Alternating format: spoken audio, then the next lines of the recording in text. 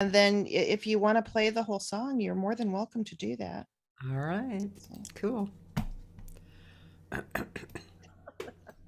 My name is Sammy Scott. We're so happy to have you guys Do you on. want me to email or text? What show is this, Lynn? How many Email, have we please. done? Email. I wasn't really keeping up with it, but I know we had the 1-year anniversary already, so we're well into the second year. I was like thinking it's like 18 or 19, right? Because with the reunion shows. reunion show. Yeah, with the reunion shows, we're up there. But hi, everybody. Welcome to Composers Cafe. We're happy to have you here with us. We are looking forward to a wonderful show today and are going to be featuring some really talented songwriters. Sammy and I started this show. We are songwriters ourselves, and people always know the singers. They don't always know the songwriters or the composers, and so our mission was to shine a spotlight on songwriters, which is why we started the show. So we are happy to feature Steve Seek today, as well as Will Howard and Cathy Segal-Garcia. Welcome, you guys. Welcome to Composers Cafe. For being on. Thank you. Yeah. Sammy, do you want to take it from here? I'm going to go and change it a setting really quickly. Steve is on, and Steve has recently moved, I just found out, to Berkeley. I mean, wait, where's Beverly Hills? Right? Yeah. Yes, in Los Angeles, so nice. And very interesting. Which email, hon? You're in a management consultant. That's been my career. Yeah. And so what were you consulting?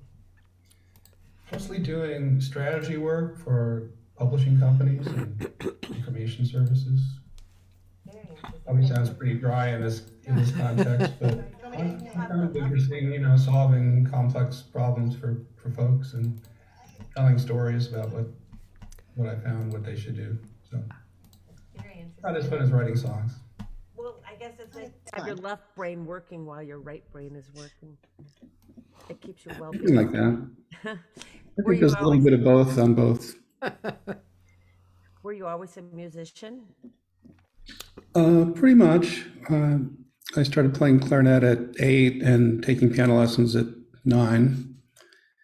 And, I was in cover bands in high school. And, I haven't always, in fact, most of my life, I really haven't been out, playing and being active as a musician, but it's always been part of my life, if only something to blow off steam with. This is Lynn's end of the day. show, Composers Cafe, in which they highlight 3 or 4, right? Co-arranged composers. And this album person, with, Steve, with the I always producer. forget his last name. What is his last Seek. name? I Steve do, Seek. I certainly do my own He lead moved sheet here from arrangements New York, and and that he's kind of thing. really a good writer and a really good singer. Everybody Up, and there I am. puts their pants on one leg at a time, And since people might be interested in, like, let's start a little bit at the beginning of this, and then Vocal Jazz Jam at 5:00 Chicago time. She goes from. Yeah, I'm gonna let you tell the world who Cathy Segal-Garcia is. Cathy, welcome to Composers Cafe. Thank you. I always forget, I forget stuff. You know how it is. It's like in the moment you're focused on whatever certain things. Okay, but I have been since the pandemic. I've been doing this show, 12 to 2 Pacific time. Basically you can see it every day now, but in the first 9 months, I did it 6 days a week live, interviewing and hanging out with people. And I thought it was, I just started it right away in March. It just seemed like I felt this loss, of not being able to, do stuff and go out or have whatever. And I just thought, yeah, I should do something so I can share with people, And I thought at first it was just going to be me. And then Synne E, this great Danish singer, she happened to be on. And then I just invited her on. And then I realized, oh, I could do this. But, I had, I didn't really get the whole technical thing. So I had her on my iPad. I remember those days. You were So learning cute. as you were learning as you went. But I don't want you to gloss over the 6 shows per week, and each show is 2 hours long. I don't even know how Sammy and I do this once a month and then add a reunion show every 3 months. So I don't know how you were able to manage that. Tell us about that. What was that like for you? Yeah, I didn't know how long it was going to be at first. I kind of remember that. And then it seemed like 2 hours was good. You don't really realize it, but when you're talking, sharing a few videos, 2 hours is not really that long. Before you get on, it seems like a long time, but as you're doing it, because I have to say my show is more of a hang, focused on the artist, but just a hang. We talk about anything. And okay, and that's enough of that. Because this show is about you, not me. But anyway, I wanted to show people that, and just show people what your show is about, which is really cool. And my guest is Lynn Colbert-Jones, and first I want to just start with your name. So Lynn Colbert-Jones. So where, people always ask me, where does your name come from? So I'm asking you, where did your name come from? Well, first of all, hello, Cathy, one of the sweetest hosts ever. Hi, how are you? It was so great to have you on Composers Cafe. What a treat. You were just amazing. And I appreciate you having me here. Thank you so much. Sure. So Lynn Colbert-Jones. So my dad's last name, of course, was Colbert. And some people ask, is it Colbert? Is it Colbert? I say, whatever you want it to be. Depending on where I am, it's whatever people want it to be. But I'm sort of I'm a mixed bag. I've got a lot of different things, a lot of different, my dad he was born in Oklahoma. So there's some Indian in me, there's white in me, there's black in me, there's a little bit of everything. But yeah, my dad's last name was Colbert. My mom was originally a Jones, which is what's ironic. And then of course I married a Jones, which is how we're back to the Jones. So, and I've always been hyphenated because my dad passed away and I didn't want his name to die. So Yeah. So I kept Colbert, but yeah. Oh, that's very nice. Thank you so much. Yeah. I always like people with 3 names, Yes. We like 3 names. 3 names. Yeah, it's that's kind of good. classy. Yeah. I always thought my name stuck in my throat, Cathy Siegel. It just stopped.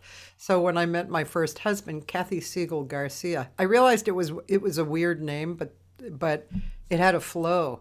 It's a nice name. It's not weird at all, and it does have a flow, and it does sort of sound distinguished. Also, my friend once said, "Oh, it's the all-American name," and I thought, "Oh, that's really good. That makes people remember it." Yeah, Cathy Segal-Garcia. It has a ring to it. Yeah.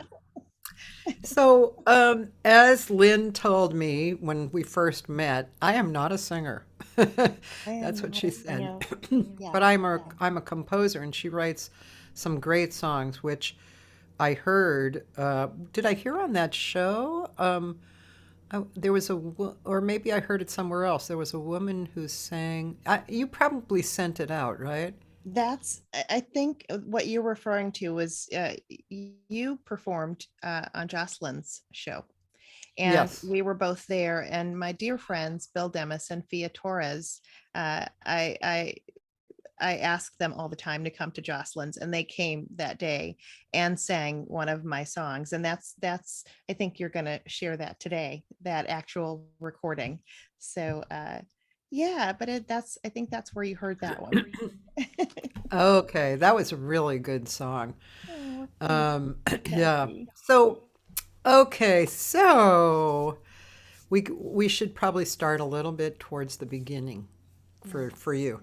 So, you were growing up. Did did you play an instrument, or did you just start writing little songs in your head when you were little, or what? How did it all occur? So I first of all, my both parents loved music.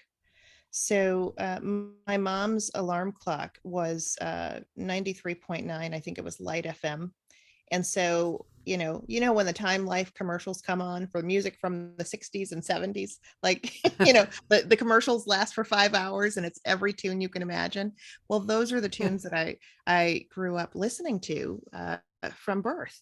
And, by the time I was 4, I probably knew the words to every song that came on that station, and, soft rock or pop or, standards. And so I was just around music. My mom had an extensive album collection. And I remember my first ever favorite song was Benny and the Jets. And so, I kept saying, I need you to get me this record. Can you please buy me the record? So I had the 45 of Benny and the Jets, and I would listen to it every day, all day. And then my second favorite song, and I think I was 5 or so. My second favorite song was At 17, Janice Siegel. Remember? Do you remember Yeah. At 17? And I was too young to understand the words, but it didn't matter Uh-huh. because I related to the music. I didn't care what the words were. And I used to just love to listen to that song over and over again. And we would go to the babysitter after nursery school or kindergarten, and my babysitter played the piano. And I remember one day the babysitter, her name is Penny Holmes. She's still out there. We're connected on Facebook. But my babysitter was playing The Entertainer, The Sting. And I loved it. And I would say, Mrs. Holmes, can you play it again? And she'd play it again. And one day she tells me the story too, and I do remember, but one day I went to the piano and I just started picking it out, what I remembered hearing. And, she came in and she says, did you just play that? Just like, how did you do that? I'm like, I don't know. And I just sort of started playing by ear naturally. And so if I was stuck or didn't remember, I would say, can you play it again? And if she could play it again, then I could pick it out. And that's kind of how I started playing. And I think I come from a family, I had 7 sisters and 2 brothers. Wow. Okay, but we were like a Brady Bunch family. Yeah. And my mom had 3 girls prior to having myself and my twin sister. Okay, Wow. I'm a twin. Oh. But my mom sent my older sibling or my older sisters through piano lessons, and every single one of them had to go through piano lessons for years. And I don't think any of them know how to play the piano. So here I came along, 15 years later, I come along and all of a sudden I'm picking out, The Entertainer on the piano. And the babysitter told my mom, I think she's musically inclined. She just, she now knows how to play the song and she's only 5. And there was a piano teacher in the neighborhood who came over and rang our doorbell and said, I hear your daughter can play the piano. I'd like to give her lessons for free. So she was going to teach me music theory and teach me how to play. And I went to the lesson and my brain, something about that way of learning didn't work for me. And so she would try to teach me to read. I couldn't do it. And I kept saying, I'm trying so hard. I don't understand. I get the music. I just don't get the reading music part. Yeah. And she said, you know what? Forget it. Put the book down. What do you want to know? I'm like, well, I want to play All in Love is Fair. And so she'd play that song and then I'd play it behind her. Or I wanted to play, any song that I loved, she would play it for me enough so I could hear the notes, and then I would play. I could play by ear. I just couldn't play otherwise. So that's how it all started with my love of music. It's really interesting, huh?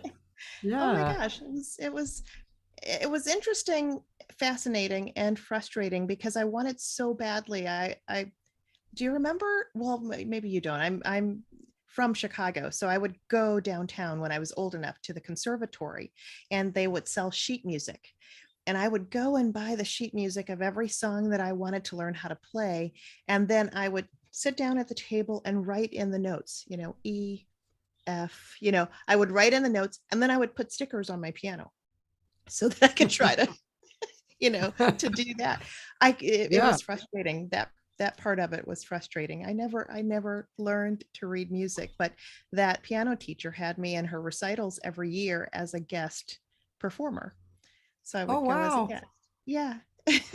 Interesting. Wow, that's cool. I mean, you like to hear stories like that, about people who are so drawn to music that they just have to touch the piano, they have to do it. Yeah, there's actually in my interviews, there's a number of people who I've interviewed who didn't read music for a long time. Like there's one big arranger, Michael Abene, who he never learned how to arrange. He never studied it, and he's a big arranger.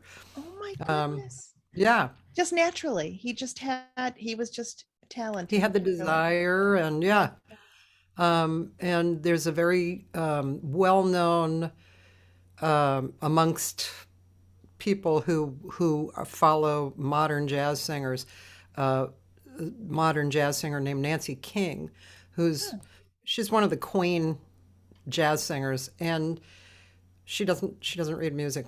And when you listen to her, it's hard to believe.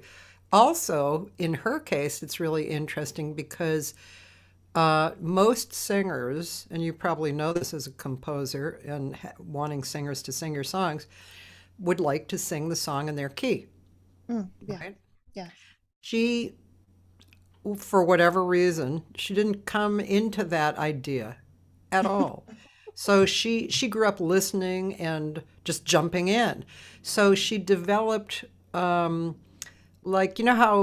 if in the right key, maybe the beginning of the song is here, and then the bridge is here, and then it comes back down. So, but she would, many songs are written starting here and going here. So she kind of developed this way of singing here and then going down for the bridge that would normally go up. And she also developed an incredible range. Because, good for her. So she's really unusual to listen to. So, it's,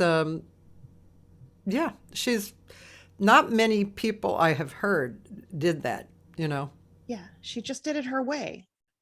That was comfortable for her. Yeah. Exactly. Yeah, that's interesting. Like you said, when we met, I'm adamant about the fact that I am not a singer per se. I can carry a tune. I used to, write songs, and then I would have to sing them for the singer who was going to do the demo, so I can hear how the song should sound while I'm writing it. And then I would sing enough for the singer to learn the song, and then the singer would be the one to record. And then in this last year and a half, that now that we've been doing the music Zooms, I've had, people encouraging me, just sing. We just want to hear you sing. And I'm thinking, well, that's weird.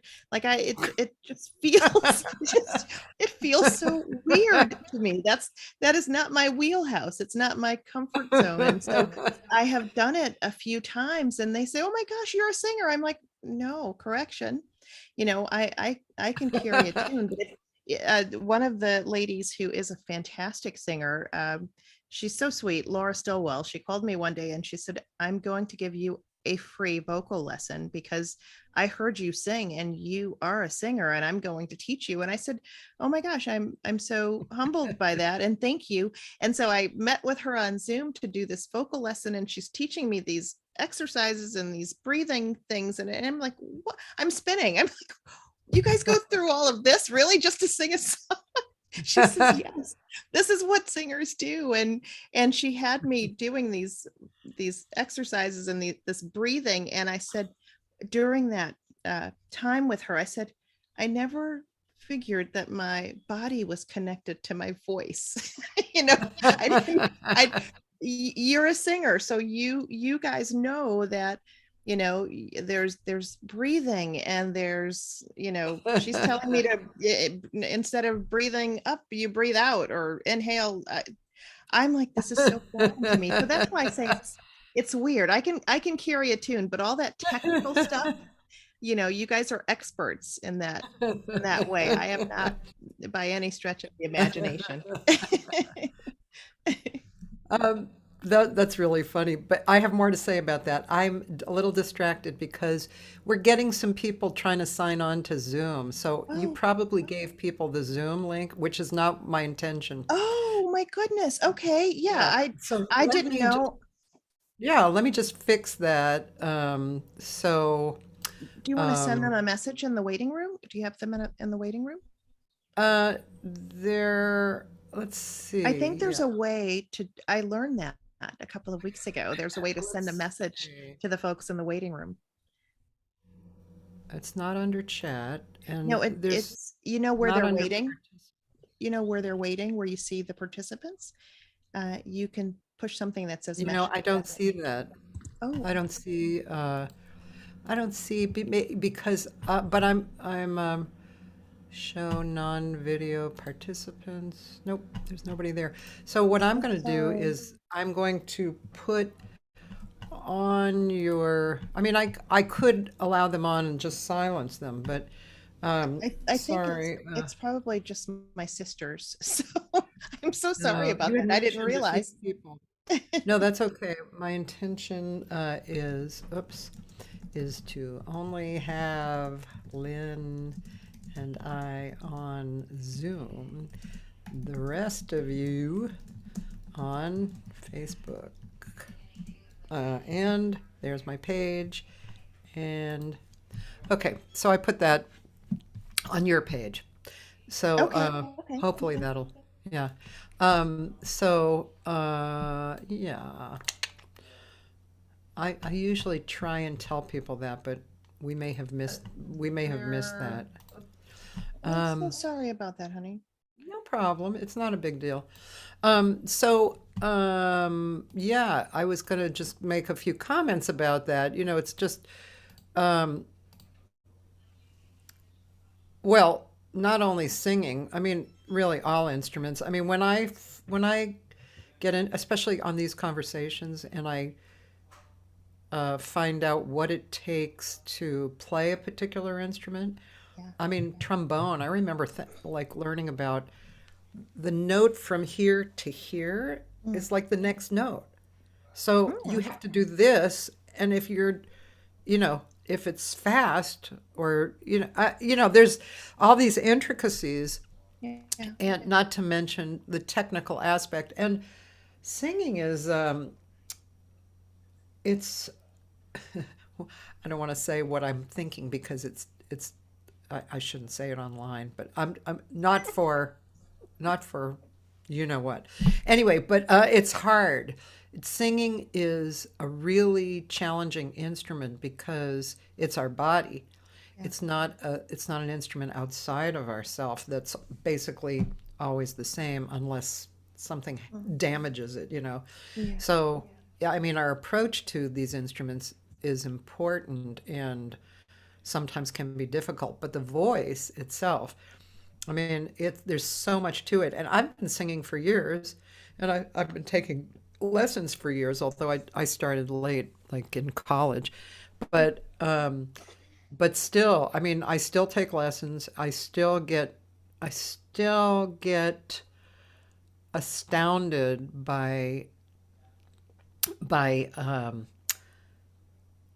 the complex the complex actions that it takes, including not just technically speaking, but spiritually, philosophically, because you have to bring those in. And I mean, it's helpful to bring those things in when you're playing other instruments, but it has to happen with vocal because it's Oh gosh, sorry. Don't get me started. So, in No, fact, I just wrote. it's actually interesting. I'm learning a lot just listening to you right now. Well, I just wrote this little book, The Act of Becoming, Yes, which you did. yes. So, and in this book talks about how like one lesson will be applicable in life. And for me, I wrote about living and vocal technique and singing jazz because I know about those things.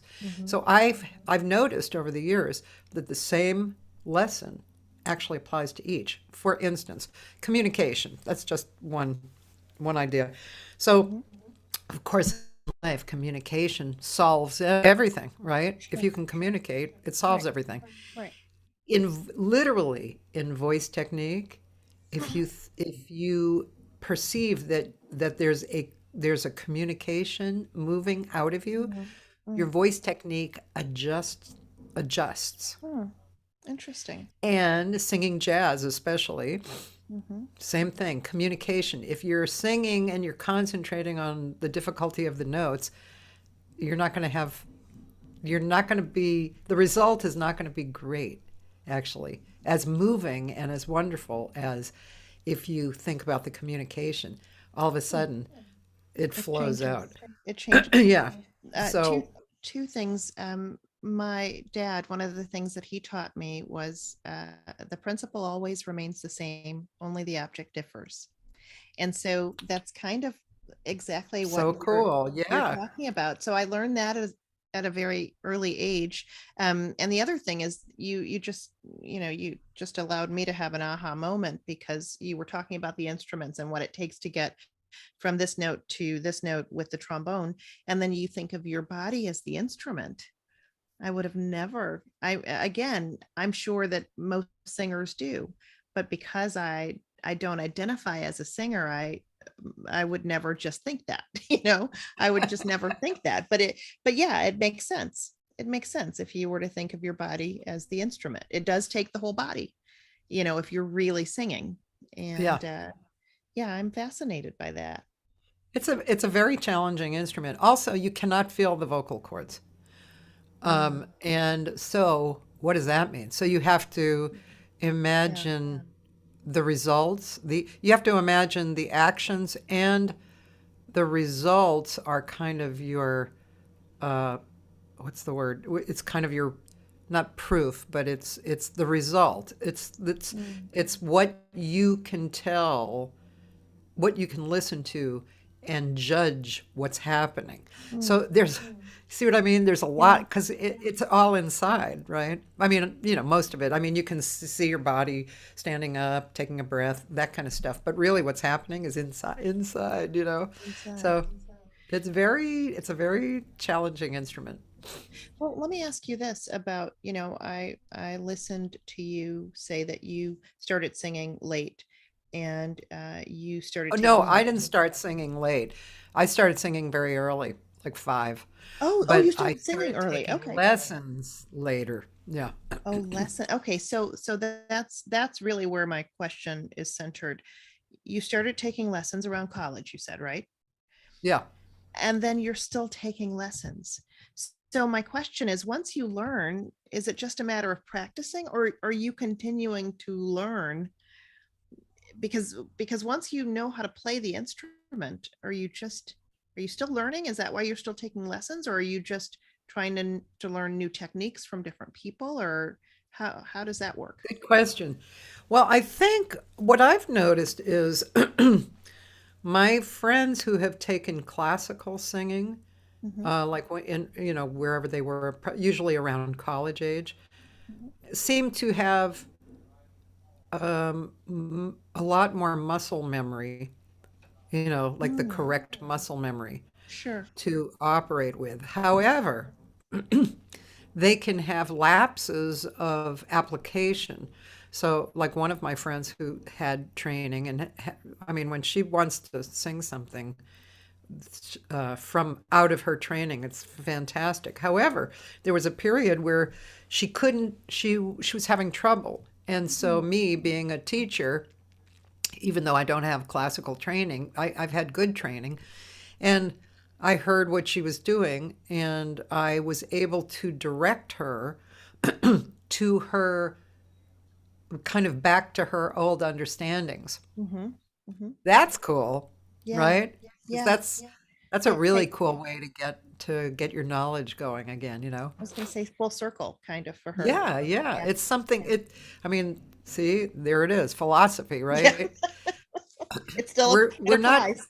Yeah. yeah, Yeah. those aha moments that we have, it's not like it's a new thing. That's right. It's kind of like the synapses are connecting again, you know? That's exactly right.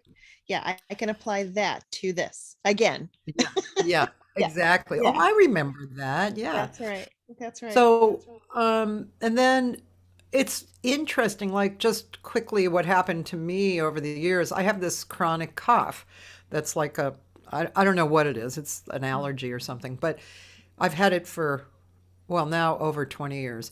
So, so I didn't realize it because I had a very good singing teacher, I don't know, 20, something like 25, 30 years ago.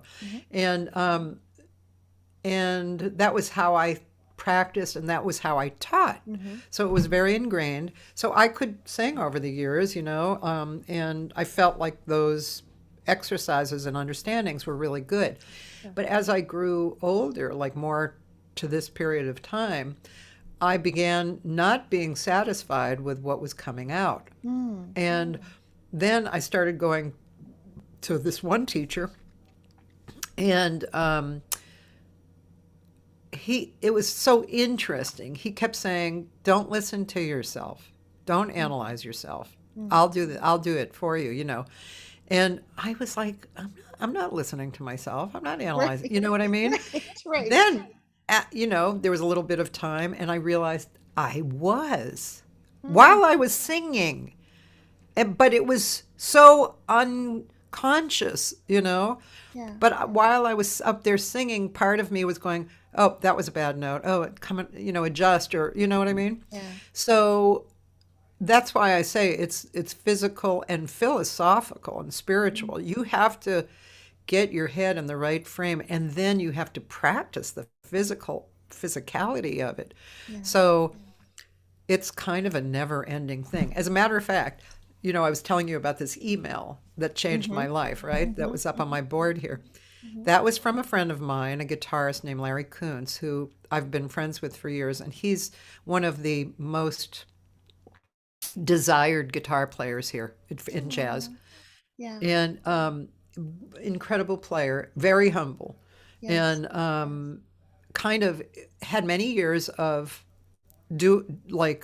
analyzing and not liking what was coming out, even though it was fabulous to the listeners. Yeah. So one day, I said, "Larry, what are you practicing these days?" And he said, "You know, I am practicing what I have to with joy." Good for him. And that blew my mind. Good for And I him. started applying that. So now I practice with joy, I sing with joy, and if I feel any kind of, you know, analytical stuff coming in, I replace it with joy. And it changed my life, it really changed my life. So that's the kind of thing, I think, because we never stop growing as individuals, you know. I think that's why lessons are still applicable. It's not just the physicality. It's your point of view and everything attached to being an artist. And, you know, if you take one of your songs, right, that you feel passionate about, and you sing it, or you have a singer that you really love sing it, there are differences, right? Now, it's not necessarily good and bad, you know, because you're the writer, and usually the writer has a really beautiful attachment, right, with the emotion of the song. And you may not be the perfect singer, but a lot of times that doesn't matter. Look at who was it? Was it Laura Nero? Or, you know, in the old days, there were these singers who, I want to say it's Laura Nero, but there were these singers who were writing these songs and giving them to these big stars, or, you know, right? But Oh, yeah. really, when they did the song, it was like, ooh, what, right? Yeah, that's one of the things that I was going to ask you about as not only as a singer, but a teacher, right? Yeah, yeah. Because some of the best songs are sung by people who didn't consider themselves singers. When I think of, well, I don't know what Joe Cocker considered himself, but when I think of his version of You Are So Beautiful, I love it. And I Yeah. don't know that he'd be considered, like one of the best singers ever, so how does that factor into the whole singing component in the industry? Good question. Yeah.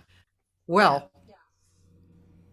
I mean, and it happens in every genre at every moment of every day.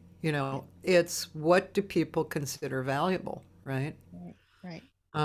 In jazz, in the last bunch of years, a lot of the young singers coming up are very good technicians. They sing the crap out of scales and fast songs, and their accuracy is really astounding. Yes. They're more like a perfect singer, that kind of thing. I use that quotes with that, but then when you hear a great singer, I was just thinking there was a Zoom conglomeration on a few weeks ago, and people about my age, my peers, we were gathered together to pay tribute to Marilyn Bergman. Oh, love her. Yeah. So, and they wrote, amazing Everything. songs, right? Yes. And one of One the of my singers, favorites. Yes. oh yeah, Yeah. one of the singers, Peggy Lauren, she was their demo singer. And Really? when we heard a recording of her sing a song, and it was like drop dead gorgeous. Why was it drop dead gorgeous? Because she brought this human quality into it, and that with the beautiful music and the beautiful lyrics. It's not enough just to have beautiful music and beautiful lyrics. The singer delivery. has to internalize it, right? Yeah. Yeah. And so, I mean, there's a constant striving for that. And I think, like you mentioned, Joe Cocker, when I think of some of my favorite singers, I mean, I'm sure yours too, especially since how you grew up listening. Yes. I mean, the people they were amazing. They were unique, right? They were not perfect and they were not copying each other. Donny Hathaway was really the first guy who had that sound, and then all these singers copied him afterwards. Yeah. I mean, but it was started with Donny Hathaway, That's incredible. And you're so right. When you think about Donny Hathaway or Lionel Richie, even. I mean, was he a singer initially? I don't know. There were so many that it didn't matter. Like you said, I have I have a great ear, so I understand what you're talking about when you speak of the technicians, and sometimes not being perfect is what offers the song the character that it needs, right? Or the character like Joe Cocker. Like Joe Cocker. Yeah, because whatever he brought to that tune, that's my favorite version of that tune. You know what I'm saying? And I think about there's But Beautiful, another beautiful tune, right? I think Dean Martin, was it Dean Martin that did it? But I have a version by David Foster and Ken, oh goodness, what's his name, Cathy? Dolly Parton sang with, what's his name? Kenny Rogers. Oh, okay. Thank you. Kenny Rogers. Yeah. There's a But Beautiful version by David Foster and Kenny Rogers. Best version ever. I mean, for me. You know what I'm saying? It just write that down. That sounds really interesting. I love that version of that song so much. The same with another favorite of mine. I think it was where do you start? Oh, yeah. And I know Barbara Streisand does that, and Gorgeous. the other version, uh, gosh, I can't even think of the name. This is what happens when you don't get enough sleep. Also, this is what happens as we grow older too. This is what happens as we grow older too. But yeah, just the difference, like you said, the recipe, it's not enough. It is enough to have a beautiful lyric and a beautiful melody, but isn't it everything when you match those things with the right singer? It's everything. It's funny It's because on magical. that Zoom, yeah, that on that Zoom with for Marilyn Bergman, I was Yeah. listening. I was trying to gather different versions of songs, and where do you start? And all of those are all every great song from that period of time was Marilyn Bergman and Marilyn and Alan Bergman. Yes. But Barbara Streisand sang a lot of them. And once you hear a Barbara Streisand version, it's kind of hard to go to someone else because I just have to, she uh is probably my favorite, all-time favorite. I probably grew up on more Barbara Streisand than any other artist, and I grew up with a lot of music, but I probably had every album, or my mom did, so I'm familiar with every song that Barbara has ever done. As a matter of fact, you just brought it to mind. It was Barbara Streisand did "Where Did You Start," and so did Tony Bennett, and both of those versions are completely different. yeah, But Alan and Marilyn Bergman, how does it get better? I don't I know. don't know how you get better than them. I you don't know know. I once auditioned for this show here in LA called All That Jazz, and it was written by the Bergmans, and I can't remember. It was like a very famous American songbook writer. I can't remember his name, but anyway, so I went to audition, and they wanted to hear a song that meant a lot to you. And in my book at the time were their songs. Those were like the The songs. I songs. think it was "How Do You Keep the Music Playing?" I think I sang, and there was one spot that I just thought, "Oh my God, I'm gonna cry. I'm just gonna cry," That's it. I'm done. Yeah, and I said that to Alan Bergman, and he said, "Oh, I know the spot." Yeah, He said, they know the spot. Yeah, they wrote it. "Yeah," and sure enough, I did cry, and but I carried on. But anyway, that was like, oh gosh. I often wonder with them, because they were both lyricists, right? Yeah, I yeah, I often yes, wonder, because oftentimes I know I collaborate with a lot of people, and most often, especially if it's somebody that you're writing with for a long time, and my goodness, they were married. So I wonder how that worked with them. Who wrote the most, or you know who came up with the ideas, or I just wonder what their dynamic was with their writing. I bet it was real smooth. You know, They had a I lot bet of it was practice, didn't they? very. It wasn't like you get together with some writers. You know how this feels, and I have a bunch of comments too. I want to get to those, but you know how when I mean it's so varied, right? I write with my husband, and he has no writing history, but Yeah. he's really good. He's listened to a lot of music, Yeah. and he has nothing. If I say no, I don't like that, he doesn't hold that It's as a no big grudge. deal. Right. Right. So there's all these different relationships, right, with co-writers. It's so interesting, and writing for me should be easy and happy, and not Yeah, and I don't mean easy technically. I right. mean I mean easy feeling, right? Because Hmm. that's where the creativity has a space to grow and to flow, right? So if Yeah. you're going back and forth, and one person's mad about you took out my this, or you're like, really, it's a song, like, yeah, I've had that where I'm like, well, let's just make two versions, let's just do it your way and do it my way, and we can all be happy. That's my thing, is let's just be happy. It's because you don't want to taint the whole experience. You just writing is music is joy. It's not I love that with you and your husband. I think that's great that he kind of goes with the flow. It's Yeah. not not a big It's deal. really It's something fun. Yeah. Yeah. Yeah. Yeah. It's really Yeah. nice. Let me say a few things that people have been saying because I don't want to get too far behind. Let's see. Harriet Reynolds says hello. Oh, hi, Harriet. How sweet. She even She's very says, talented. She's very talented oh. too.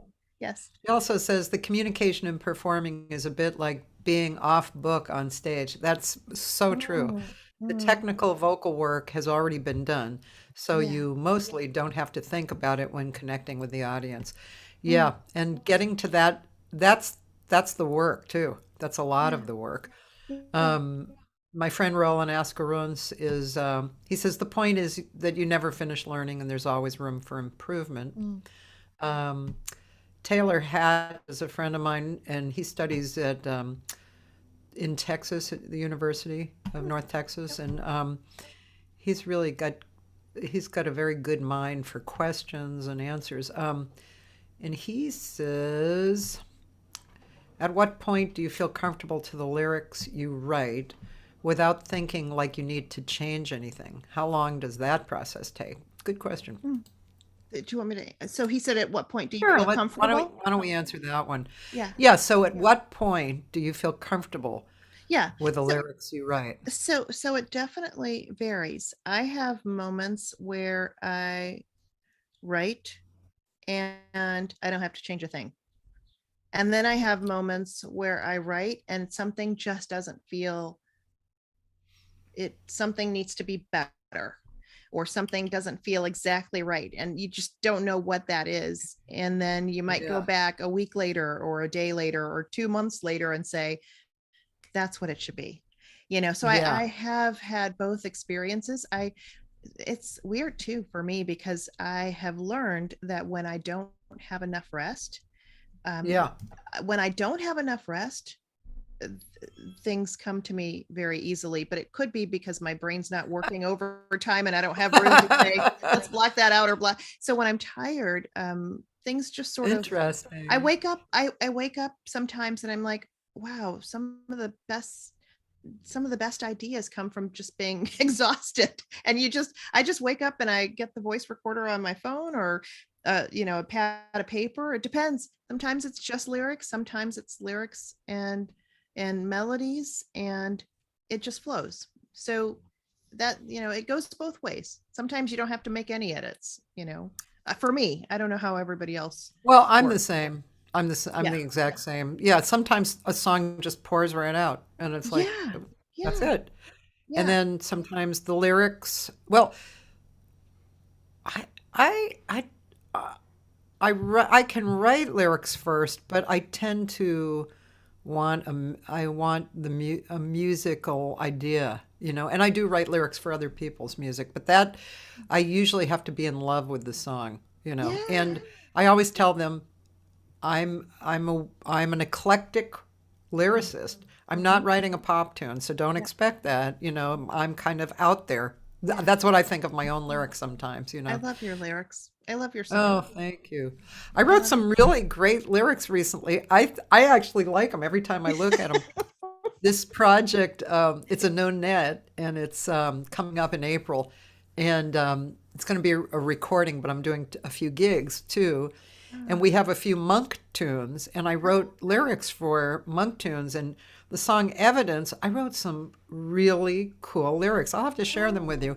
I Every would time I go love through it. them, I'm like, yeah, those Yeah, like I like that. those really speak to me. That's really cool. I like it. I love Um, that. it's funny, isn't it? It's just like, and then sometimes this is the other thing, being a singer. I don't know if this comes in for you, but a lot of times I might have to change lyrics because it doesn't feel good singing that lyric in that spot. That's It's just exactly right. That's blah, right. blah. Yeah. Yeah. Or you hear it back and you say, it can be okay. It can be okay, but it's not the best that it could be. And that's where I sit in that space sometimes. If I don't feel 100% comfortable, it depends. I mean, if I'm just writing organically, if somebody's Yeah. asking me to write, for them and it's for something in particular, then it's about what they're looking for, not what I'm looking Right, for, kind of. But right, if right. I'm writing organically, like you said, sometimes it just doesn't flow, or that word doesn't feel good the way it lands on the note, or Yes, but right. that's something you just have to hear. It's innate, it's, Yes, yeah. yes. Also, another thing about that is, for me, like learning my own lyrics that I wrote, and as a singer too, this happens, but it just also happens. It doesn't matter who wrote the lyrics, Yeah. whether it's me or someone else. Yeah. But if the story doesn't unfold easily, like the next line doesn't make sense coming Yep. from the earlier line. Yep. I mean, there's a lot of songs that were written that were like that. As a matter of fact, you know what song I always had trouble memorizing, which is stupid because it's so easy? Feel Like Making Love. Oh. And I was not the Roberta only Flack? singer. Yeah. Oh, wow. And I was not the only singer who had trouble with that song. Yeah. And Yeah. I just always thought, it doesn't really flow. It doesn't You're like, make sense, you know? you're like, I can't just, I don't just know the next word or the next Yeah. line, or right. Yeah. Because as your friend said, you have to be off book Yeah. to really, to deliver something great. And I mean, and being a singer, that's a whole thing too. You have to, at some point, you just have to be brave enough to be off book, and a lot of times I'm lazy, and I see other singers the same way. You have a music stand, Yeah. just in case Just in that you case. space out, which can happen. You know what I mean? I wonder how often that happens. How often does that happen for you guys, for the singers? If you get into the habit of allowing that, it's Mm. more It's a common. crutch. Yeah. Yeah. So Yeah. but it's sometimes I wonder in amazement, like in college. Well, I grew up singing right at 5. And by the way, these are my twin sisters, and they were 4 years older than me. And one played piano, and they both Adorable. sang. Yeah, I know. Isn't that the cutest picture? Adorable, Cathy. Adorable. Twins So, have a special place in my heart. oh, definitely, me too. But we grew up singing songs, and we learned them, and then as I went on and on, I learned a billion songs, and I didn't need the lyrics. Right. And so sometimes I think about that, like what process did I use? I don't remember sitting down and, like going over and over. I don't Memorizing. remember that kind of process. Yeah. Yeah. So again, heading back to philosophy, I remember I ended up singing the song, what it meant, like Moonlight in Vermont, pennies in a stream, falling leaves, a sycamore. Yeah, It's it makes sense. Yeah. yeah. It makes sense. So it By the resonates. way, I don't know why I brought that song up, but did you know that's like one of the only songs that doesn't rhyme? No. Check it out sometime. Moonlight in Vermont, no rhymes. Moonlight in Vermont.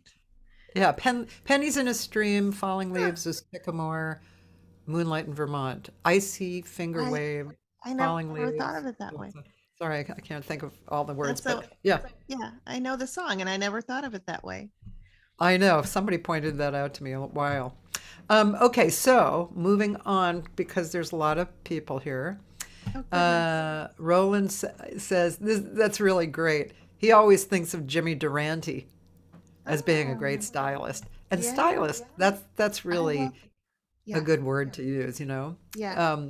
And kind of like Joe Cocker, he said, Yeah. Yep. I love that. I have Um, a dear friend, Madeline Morgan, who comes on my Friday night jam, and I have coined her the song stylist because she just has a very unique way of delivering.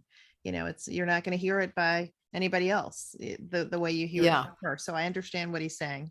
Yeah. It's really great. Gosh, the other night we went to the jazz club here, Catalina's, and we saw Dee Dee Bridgewater, and with a great pianist named, oh gosh, his name is, yeah, Bill Charlap. These two are at the top of top of their game. They're at the Absolutely. top. Yeah. And it was a duo, which is a really interesting. Sorry, Veretta Fraser entered the waiting room, but Oh, see, my so I don't know exactly how to tell them. No, I don't. I'm not sure how to send a message to I them. will do that. She's Oh, my good. best. Okay. She's my best friend in Oh, life. good. She can go to my Facebook page. I And, will tell her that right now. okay. So anyway, but the duo is such an art form in jazz, especially. It's because you can turn on a dime. You can do anything. And so they were turning on dimes from the first note to the last note. And she was so funny and talented and, you know, and I mean, I probably should write it down what I thought because it was so astounding. It was Was it astounding. recorded? Was it recorded at all? Is I there? don't Is think there a that way- was recorded. Oh, I wow. think Dan, didn't you say that they have a recording of it of a duo with them? But She's just incredible. unbelievable, really Just unbelievable. incredible. Yeah. Yeah, unbelievable. I'm sure that was a treat. Yeah, and that's like a stylist. But and Roland is mentioning great stylist with an okay singing voice, Betty LaVette. I'm not You familiar with her? No, I am not. So Betty LaVette is kind of Tina Turner in a little more of an organic funk rock. Okay. And she's I'm gonna from write that down so I can. Yeah.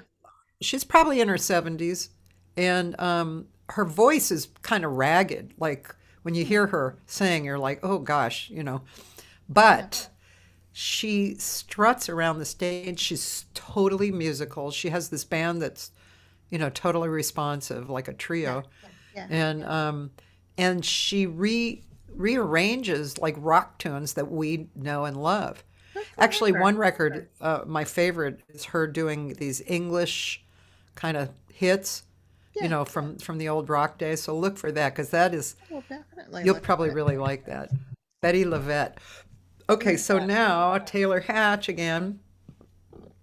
I find for myself as a guitarist, big band writer, and composer, I'm finding there are complete differences to how you apply yourself the same way a singer applies to singing lyrics. The flow and subtleties are super important in all contexts. Very true. Very true. And he interviewed Kurt Elling last week at UNT, and he said he gave a great lecture on how when you're presenting yourself, giving your all into the song requires great sensibility. And he did this over Straight No Chaser, which requires a lot of notice to the phrasing. Okay. And let's see. Harriet says each song is its own entity. Some come right out and others are a bit obstinate. I think great songs can come either way. For that one, the music flows, but not the lyrics. Somehow it works, but I have had trouble with those lyrics. Oh, it's probably Feel Like Making Love. Oh, yeah. See? That's Isn't that what you were interesting? referring. Yeah. What you Yeah. were referring to. Yeah. And then Tanya Grubbs is singer from the East Coast. I find that if you sing the same 16 tunes, no issue. But if you have a bunch of literature and mix it up often, add new material, then it's hard, which I do all the time. And Sandy Cummings, it used to be automatic. The story stuck. The lyrics came with it. Oh, and she met Sandy. the lyricist from Moonlight in Vermont. Yeah. I didn't realize. That's cool. Johnny Blackburn. Yeah. Sandy's an incredible vocalist. She's a wonderful vocalist out of Santa Barbara. Yeah, she is. Okay, so that's my, we should hear some music. So should I play what you sent me? Of course. Yeah. This would be Fia Torres and Bill Demis. Bill Demis is part of our wonderful music Zoom family, and he and I have written so many songs in the last 2 years, but this particular song that we captured them doing, it was written by myself and Howard Sandifer. He's an incredible musician and pianist out of Chicago as well. And Howard and I have written a lot of tunes together. We started 20 years ago, maybe 25. Gosh, maybe 27 years ago. I don't know. But this is Sorry. one of the tunes. You know what? Oh, is this happening or not?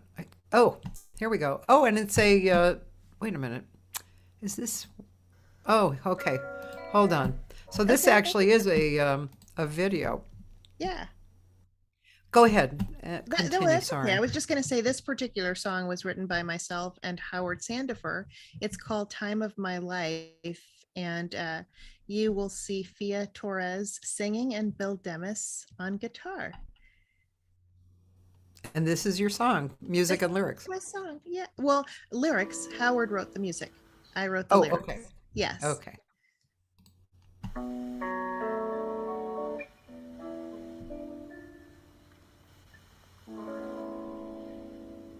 Oh, I had the time of my life, the prime of my life, with you in my life.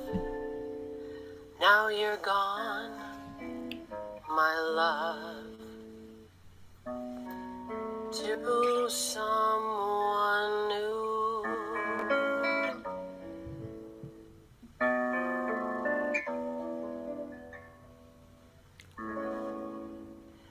I have spent each day of the year inside of my fears. I drown in. Well, I lost the sound. Huh. I don't know why I lost the sound. Can you hear it?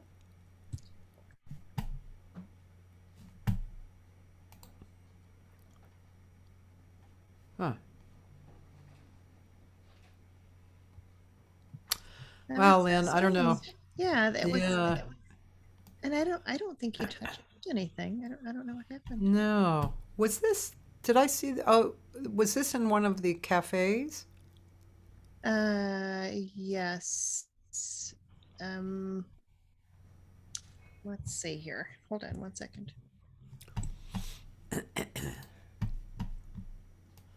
We're going to try and find it another way.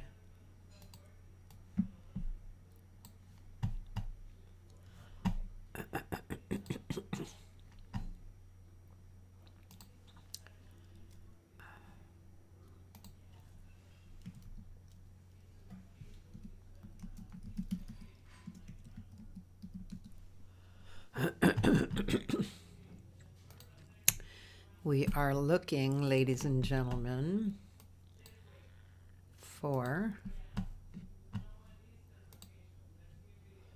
You're still there, right? Oh, you're muted. Yes, I am here. And I was just saying, while you're looking, I'm also going to Jocelyn's, where that recording was from. So I'm going to see if I can find that okay. while you're doing that. Well, I'm going to take this opportunity to go to the ladies' room. Okay. So you can talk a little while you're looking, so the Okay. people will, you know, right? I'll be right back. Sure, of course. Okay, let's see here. I'm searching for the same video that she was just playing to see if we can pull it up a different way. Let's see.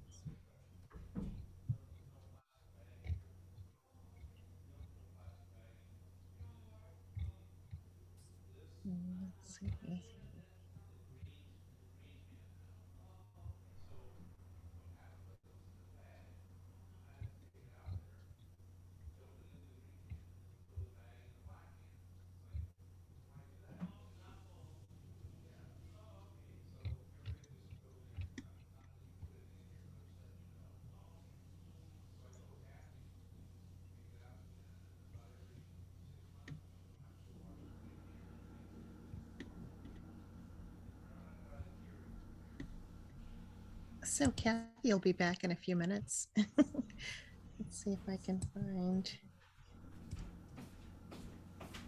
Did you find it? I thought, what day were you on Jocelyn's? I thought they did that the day that you were there. I'd have to go back and look at my calendar. Yeah, because that would be a Is fast there, way to is find there it. anywhere else that we have that we can find your music? Well, Like, well, there are people that will be recording some of my songs very soon, but okay, the other thing is that you could, I know you don't want to sing. Oh, and two people have entered the waiting room, Fia God. and Bill. Oh, you know what? Guess what?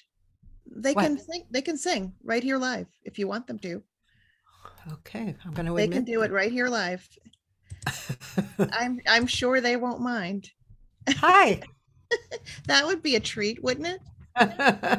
I know that they were tuning in on Facebook because they are rehearsing for a show they have coming up, but I'm thinking they wouldn't mind performing live for us.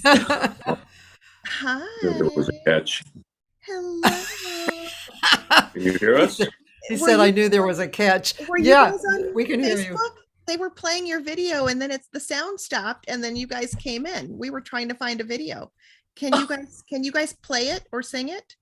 Which one? Which Time the of My Life. That's what she started playing and then the sound messed up. Oh, you know what? Dan, my friend Dan found a YouTube version of the song too. we can, you want to do that? Sure. Whatever you like. Yeah. As long, I mean, we're here. We might as Is well that do okay, it. Right? Kathy? Is that okay? Yeah, Kathy? I'd That would be I'd great. love to have that. That would be We great. didn't plan it this way, but it works. Yeah, fantastic. Okay. Dan, okay, thank you for so- finding them though. Thank you, Dan. I don't know Dan. You know to what I tell him mean? Thank you. Yes, so apparently there's a YouTube version of it. Oh, wow. You know what I'm gonna have? Let me have Demis sign in on his phone because I need my phone for a minute. I'm so sorry. No problem. So if you see Bill Demis, just go ahead and Let them in. he's safe. You can accept him into the Okay. Kathy, meet my friends, Fia Torres Hi. and Bill Demis. This is Cathy Hi, Segal-Garcia. Kathy. Nice to meet you. No, I don't Good to know. meet you Here, too. just go. No. No. Here, join. Just hit join. You were on there already, but Yeah, you know what? I think join meeting. I think we're gonna hang on a minute. So let's just go back. Oh no, let's just go back.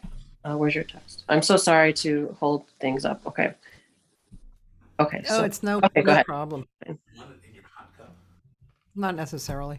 Okay, I'm gonna hang up Okay, so- mine, and he'll get Okay. on. And Okay. Kathy, All I'm right. gonna do what you just did a second ago, so I'll be right back. Okay. Yeah, and I'm gonna. You guys are on. You're on YouTube, but Lynn apparently might not have known that, so Okay. I'm gonna Oh, send you that see to it? her. Here. Do you see us now? I do, Cool. and yeah. So you guys, you're on here, and that's it. So I can just sit back and listen. Okay. Do I need do we need a microphone or no? Get a microphone. Get a I microphone? don't know. Your voice is very. I think we're loud enough. They're hearing my guitar through the speaker. It'd be nice if they heard your voice. Oh, through the okay. speaker. Try a little bit. Try a little bit, and I'll tell you. Okay.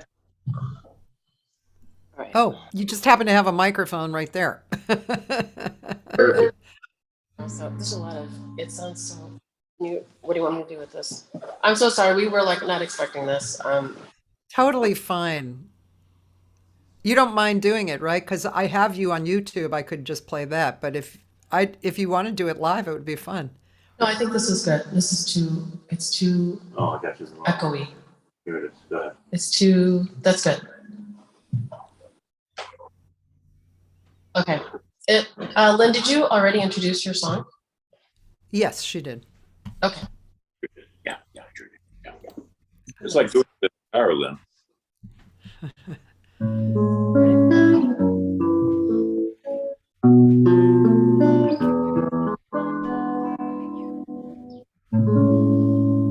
Oh, I had the time of my life, the prime of my life, with you in my life. Now you're gone, my love, to someone new.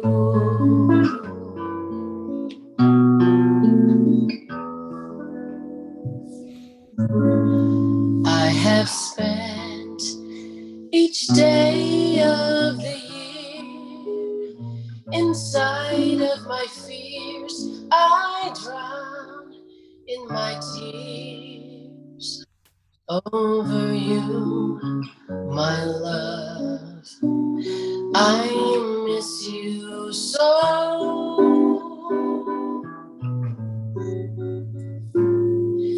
And I will pray every day that I'll find love and start anew.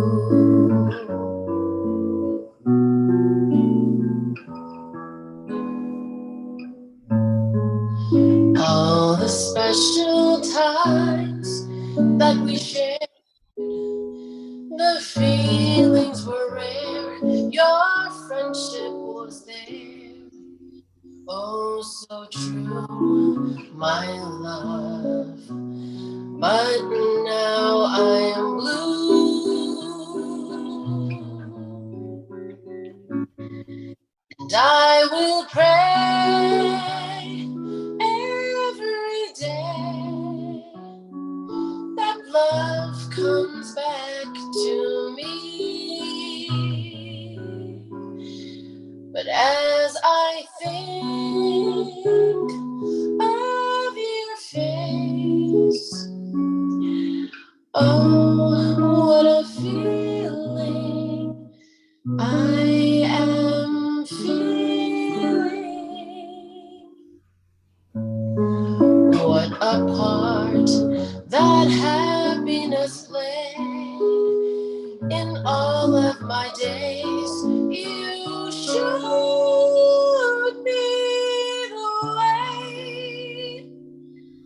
Every wish, my love, you made come true.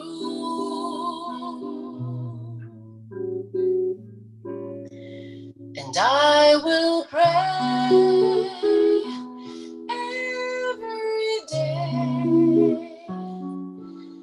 that I shall find another you.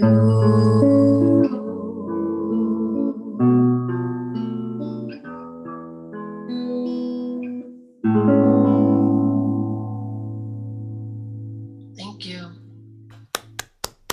Wow, that really worked out. Thank you Beautiful. guys so much. Thank you, Tia and Bill. I love you guys. It's better than in the car, right? Yeah. They tune into my jam on Fridays from the car sometimes because Bill Dennis is out gigging. So how sweet is that? Thank you guys. I inadvertently invited folks with the Zoom link, and Cathy's saying, wait a second, nobody's supposed to come to the Zoom. They're supposed to go to the Facebook. I said, I'm so sorry. And so here you guys came to the Zoom. She's like, well, there's a Bill and Fia. I said, they can sing. It was perfect. It was amazing. It was perfect timing. We were definitely sharing the same airwaves. Are you guys in Chicago? Yes. Yeah. Yes. They're so wonderful and so talented. Sound beautiful. Yeah. Very talented, very beautiful. And yeah, as a matter of fact, Fia, I'll ask you a question. When you're singing a demo for somebody, how much do you feel that you have to sing the real melody as opposed to embellish with your own feeling? So that's a great question. When I first heard this song, when we first heard this song, I loved it right away. And, I asked, permission from Lynn if I could work on it and sing it. And she gave me permission, but I was very careful about studying how the melody went and how the phrasing went with her, with Lynn. Only because I had a music teacher that passed away several years ago, but she taught us that you really have to pay honor and homage to the songwriters and the lyricists. So, and you should sing it first through the way they intended, how they, wrote the song. And so it was really important for me that I did not embellish it so much when I first learned it. And I think we do, and I don't want to speak for you, but I think Dennis and I just kind of, we embellish it in our own way, but I hope that I stay true to, the melody and the feeling of the song, the way Lynn and her songwriting partner, Howard Sandifer, wrote it. But that's probably the way that I can answer that is we spent hours working on it. I wanted to make sure that I was very true to the lyrics and the melody, and her idea was should be sung. As a matter of fact, Fia was more true to it than I was. I embellished it in a lot of different ways with my chord structures. I was going to ask you next. Yeah. Yeah. We did that. I think for an instrumentalist, though, I think it's broader because you have this especially on guitar, you have this instrument that you have an attachment to, and if you see a 2-5-1, your own perception of what you're going to use for that 2-5-1 is so unique for guitar players, especially. So, and so you look at the song and you decide what will sound good in your playing and your musical taste, right? And then, so yeah, I think, but for a singer, it's different because of the phrasing. And I don't know you guys probably didn't hear, but I have a friend who was the demo singer for Marilyn and Alan Bergman. And she sang the songs, definitely, but her phrasing was so incredibly natural, and beautiful, that they didn't mind. They loved it. They kept having her do it, on and on. Yeah. That's what happened with Howard. I feel like that has happened with this song with Lynn. The recording that we heard, Tony Pete was the original singer her version that we heard. And it was beautiful, but we heard it differently, or I heard it differently.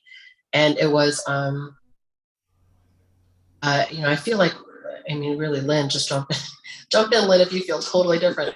No, let me say this, because what Fia is saying is absolutely the truth. Because for me, as the person that's writing the song, I write the song and I hear it in my head the way that I hear it. And so even initially, Tony Pete is another one of my very best friends in life, and she's an amazing vocalist out in Los Angeles. She's done a lot of work over the years, but Tony Pete was the original demo singer for that song. And it's like when you're, again, we're going to go back to Cathy's book, right? The lesson you learn in kindergarten, where everybody's sitting around in the circle and you tell the story to the next person, and by the time it goes around it turns into something different. So even when Tony first recorded the song, I wish I had original recordings of me singing the songs as I wrote them, because as the songwriter, you get lost in the singers that sing the songs over the years, or over the singers, right? So I don't even know if I recall my own version of the song the way I sang it as I wrote it, but because Tony interpreted it the way that she did. That's the demo that Fia and Bill heard. And I was so honored with Bill Demas. He's an amazing musician and an amazing guitarist, and just a great guy altogether. But Bill Demas took that song and he said, I want to do that song.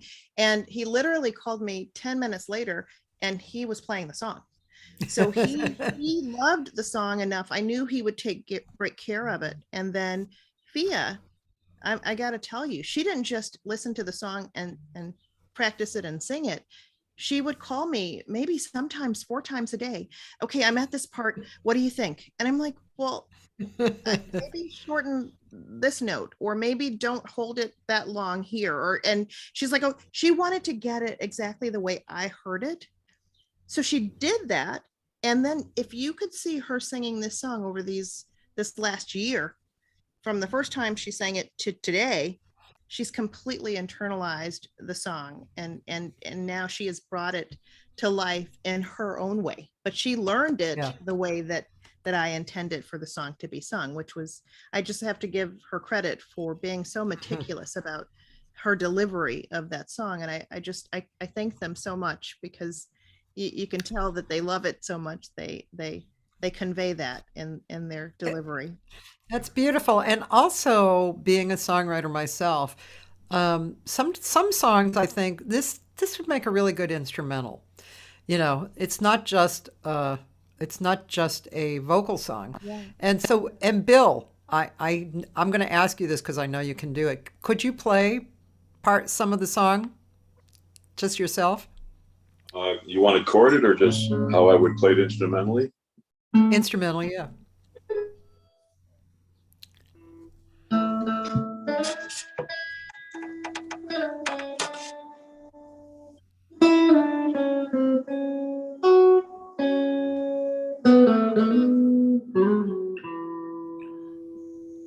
And with chords, I mean, if you played it all together, yeah.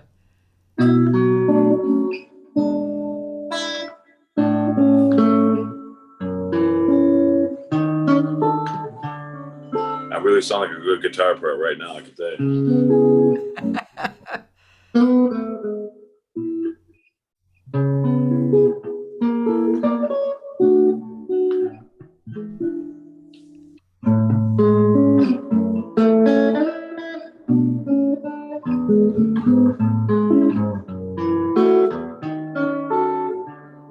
Mostly if it's just accompanying where she's going, there's really no room for me to play any instrumental to it. But I hear what you're saying. If I was to be playing chord, I'd be playing some nice mellow things. Well, I think it sounds beautiful just like that. I'm a big guitar fan anyway. But this song really sounds beautiful as an instrumental as well. You know? It would. And I'm telling you, Howard Sandifer is one of, he is just so talented. He has done so much in the music industry. He and his wife, Darlene Sandifer, I think they teach somewhere between 700 and 900 kids a year at Chicago West Community Music School on the west side of Chicago. They have just done so much good work over the last 20-25 years. But Howard's an amazing composer and an amazing musician. You know, he's gifted. And it was just a joy for me to be able to have written so many songs with him. You know, we're still not finished. We keep saying we're going to come back to the drawing board. We have songs that we started and never finished. So we're still working on those too, but we wrote many songs together. So, yeah. Well, guys, thank you for joining us. I'll let you go and get back to Lynn, but thanks for doing that. It was beautiful, and you both are so wonderful. It sounded great. Thanks so much, Cathy. Thank you. And thank you, Lynn. We'll talk to you. Thank you, honey. Love you guys. Too. Bye. Bye. That was a unique and wonderful experience. I know. Isn't that interesting? It was meant to be. See? That was totally meant to be. Oh my God. You were playing the recording. Now, why the sound went out, I don't know, but it was meant to be. Oh my God. That is so funny, isn't it? Wow. Yeah, there, as a matter of fact, I'm just showing this really briefly because I don't know if you have done this, but this is a friend of mine who's a really great singer in England. It's Alan Broadbent on piano and Georgia Mancio as a singer. And when she first told, Alan Broadbent is super famous. And when she first told me she was writing lyrics with Alan Broadbent, I was like, oh, Oh, really? wow. And just beautiful lyrics. Anyway, they came out with a book and a recording as well. Oh, Have you made books? I have not. Some people have told me that I should Yeah. over the years, and I have not. I have not done that yet, but maybe I'll add that to my list. I have a life list of things that I plan to accomplish. Me too, baby. Yeah, there you go. Okay. It's all about the life Does list. your right? life list look at all like mine? Yeah, Like looks like it. like hundreds of pages? My life list is quite extensive. I think the last time I looked at it, because I do go back every couple of months, and you Oh, don't good. even realize what you are checking off as you live. I know. right? I So know. I pick it up every 2-3 months, and I go, oh, let me just do a quick review. And I go there, and I'm like, oh, I achieved number 79. I didn't even know that. I've been doing it for years. I started the life Me too. in 2002, and it's a running list, of course, but I think I have maybe 119 things on it or something. I don't even know the number Oh yeah. as of today, but yeah, it's a lot. It's a lot. You and I are very similar. Yes, Those yes, we these are. pages, I don't. There's probably like I would say there's maybe 50 pages of things. Now, are you handwriting or are you typing yours out? Well, I used to handwrite, but I have since gathered them into the computer because it's much easier to, kind of shift them around, right? Yeah, You know that's what I mean? interesting because for me, it's I have this thing about, well, of course I'm a writer. Well, Handwriting. you're a writer Yeah. too, but I have this thing about the kind of paper that it's on. It's on very rich, expensive paper, and then Wow. I use a very fancy pen that writes in silver Ah. metallic. And so every item on my life list is written in silver, and it's just a feel good thing for me. The simple things. And Interesting. doing that, and one day I lost the pen. I'm like, oh my gosh, what am I gonna do? And I spent like 3 days going from store to store looking for. I'm like, the pens with this. They're like, we don't know what you're talking about. I had to find something that was close enough. I think I have a pink pen now or something that's got like a metallic feel to it, but it's just funny. That's funny. That's so interesting. Yeah. Yeah, I mean I beyond that list, I write new lists, shorter lists that I think I can look at right away. Like cuz I always have a lot of things going on, Yes. and things that need attention and planning. Like for instance, I'm going back east in June and I'm going to perform Yeah. and I want to know who to send the information to. So I have a little list there. I have my friend Barbara Morrison. She passed away this week. She was from I Chicago. know so many people that were friends of hers, and on my Zoom on Friday, we did a sort of tribute to her. One of the Oh, singers sang for her because my heart just went out to all of you guys, that you could yeah. just see the outpouring of love for her. I didn't know her She personally. changed so many people. She Yeah. changed lives of so many people. She was pretty amazing. She was one of my heroes not just because of her singing, but because of who she was and what she accomplished. And yeah, she was a really cool person. But like I have a list of things going on because we're trying to pull it all together and get the funeral and various things together. So I have a little list of that. Then I have a list of okay, so the list of who's playing on which nights. Like literally Sunday, the only night I don't have written down is Saturdays. Every night there's a constant gig that you can go to. I know. And it brings you joy. And so I'm going to name us the List Ladies. Okay. Lady. Because so let me just tell you, my dear friend Sonia Oyola introduced me to this, and it's called The Remarkable. And I have had this for a year, and it's incredible. So it feels like you're writing on paper, but you're not. and it will take everything and write it however you want in whatever style. And then you can change it to text. You can email it, text it, share So it it's with like your- it's like an iPad? I don't know if it's like an iPad. I know that anybody from architects to just songwriters can use it, but it's been very good for me because I have tons of paper, as you can imagine, like you, Yeah. right? But Yeah. then I have things that I know, lists that I know are not going anywhere. I've got to keep working on those, or songs or song ideas. They just keep going right into this. It's so great. And then I don't ever Do have to you- worry about losing anything. Do you write with a kind of a pen? Yeah, it's Because the it's, iPad has a pen. Yeah. So you handwrite and then it turns it into text, basically? Yeah, or I leave most things in hand. I change it to calligraphy, and then I leave most things like that. So Yeah. yeah, but it's great. It's a great thing. Well, that was why I got the iPad, actually, because I could do that. And yeah, gosh, it makes me tired thinking of adding an extra thing to do. Louise Koopman is here, by the way, and she wanted to add how beautiful that song was, and loving the list also. You're both remarkable, with or without remarkable. Thank you. Actually, I haven't even talked about what your career, your money-making career was a whole different area, right? Yeah, Can you kind of put it in a nutshell? How you know? I had a very interesting career because you get to these crossroads in life and you have to decide, right? I I went to school for business and marketing. I was natural at sales, as was my dad. And I came into the business world. I came into American Airlines, the airline industry.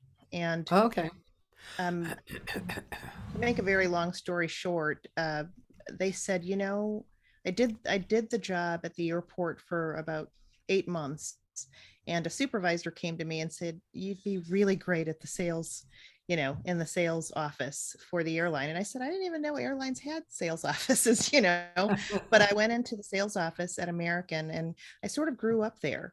And through my job at American, I never just did my job. I did my job in sales, but then Michael Jordan's mom came into the office to meet with American one day, and they were going to do business with American Airlines. And they gave her a tour, and she walked past my office and she introduced herself, and they went on into the boardroom. And the next thing I know, I'm being called into the boardroom, and she said, "Oh, I'll do business with you, but I want her to be, my point of contact." I'm telling you, a dear friend, Shelley Terrell, and I were chosen to work with the Michael Jordan Foundation, and did that for about 7 years. Wow. With the Michael Jordan Foundation and with American Airlines. And through the Michael Jordan Foundation, I met Paulette Wolfe, who owns Paulette Wolfe Events and Entertainment. She introduced me to like James Ingram and Ken Cragen and all these guys in music. And I just had such an amazing career. I did my job, but then I also had these other things with American. And I was, I would go and represent the airline for, at the UNCF telethon, and I would go do the WGCI Chicago Bulls, collaborations, shoot the bull is what they would call it, or something like that, and bowling with the Bulls. And they put me with the Ebony Fashion Fair tour, so I would travel to St. Thomas and St. Croix and Tortola every year with them. And then it was one of my coworkers at American who said, "My gosh, you're a songwriter. You need to be with NARAS."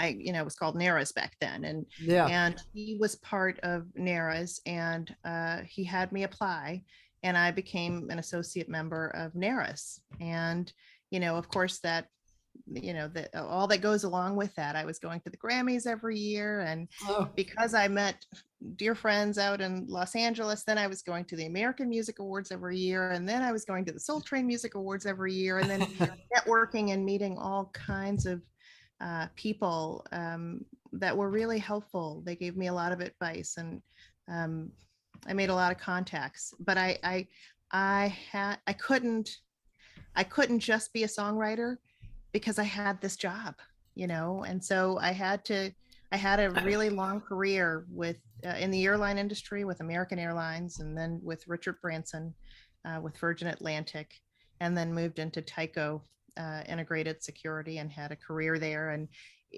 somewhere in all of that, I got married and had children, and then my life was all about career and family, and it's took me away from my music. I never stopped writing, but it stopped I was in the hustle the and big bustle of the involvement. industry. Yeah.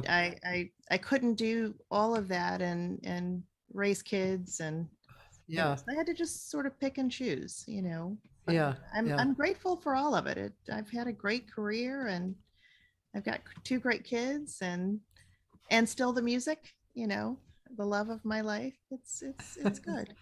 Gosh, that's an awful lot to do. And I can relate. I never had kids, but I have 2 stepdaughters with four grandchildren, and 2 nieces and 4 grandnieces. And I see what they do. I don't know. I don't know how they live, especially nowadays, because it seems like the involvement in your kids' lives is even tenfold, It's tenfold. It's nothing like it used to be when we were growing up. Yeah. Both Yeah. of my daughters were and are volleyball players, and I never missed a game, Yeah. so there was a lot, but it's all good. I'm grateful for all of it, Yeah. Yeah. What a journey. Well, yeah, it makes you, makes you a better person and happier. And so all the things that you do improve, right? Yeah, I absolutely. remember when I first met my husband, who's my second husband, about 20 years ago. And I had been married 17 years previously, and actually he had too. But my husband was an artist and not a business person. The first or the second? The first husband, first yeah. one, yeah. And Yeah. of course, so that basically fell on my shoulders to carry us, in whatever way I could come up with. And I just remember when I finally met my second husband, he was a different kind of person than I was used to dating or being married to. He wasn't the artist, although I think of him as an artist, but that wasn't his persona. Right. And he had a job, that he'd had for a while, Yeah. and his ethics were different, and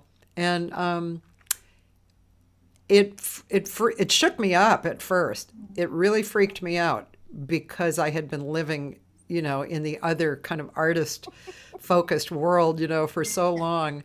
Yeah. And I finally, with the help of a dear friend of mine, just as a comment she made, my friend Cheryl Barnes, I realized, okay, I have been the artist. I've been the crazy, loose and free artist all my life. And I think I was 48 when I married Gary. So, that's a lot of years living like that. And I said, I'm okay to change. I'm okay to do this.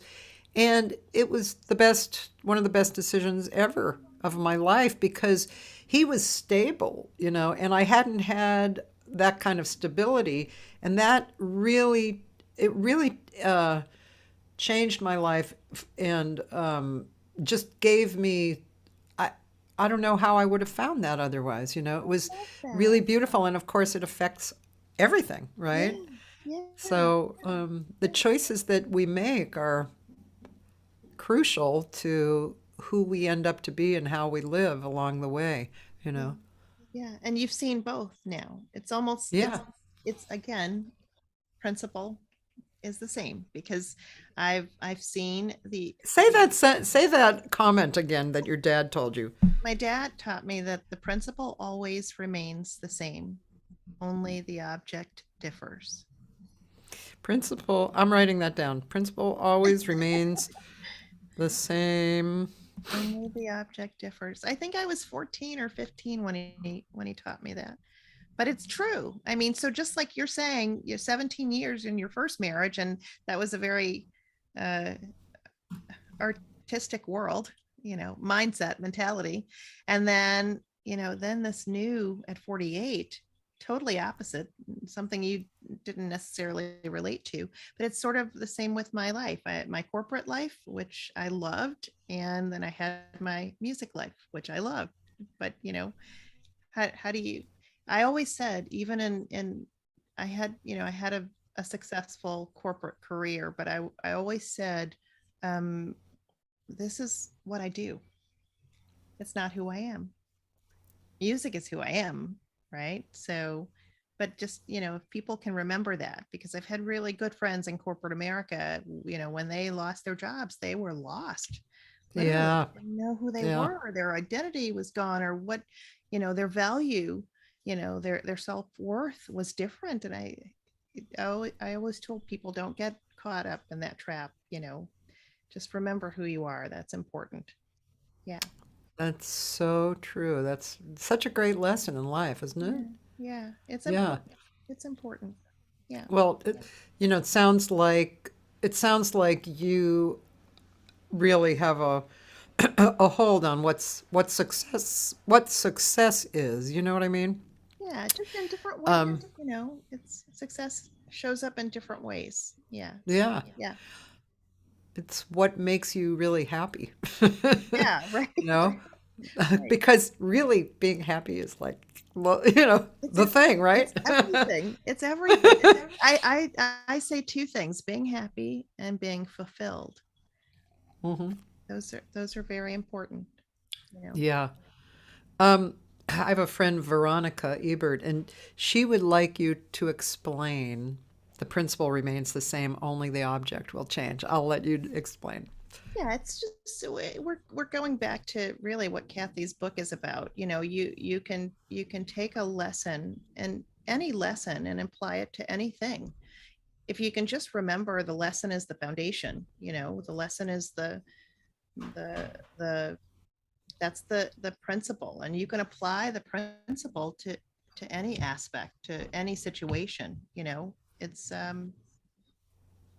it's like anything else. And when you say, it's not what you say, it's how you say it, or treat people the way you want to be treated, you can apply those in any experience. You can apply them to any experience, and it's really connecting the dots that I think that's the difference for most people. It's the ability to connect the dots, because they can hear the words and understand the words, right?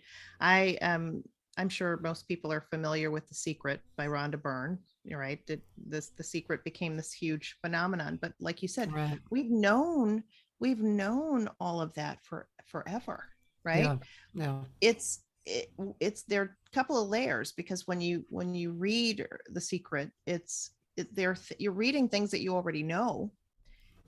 That's one layer of it, but actually practicing those things and getting good. Let me give you a short example. I was in, the house that we lived in for 16 years.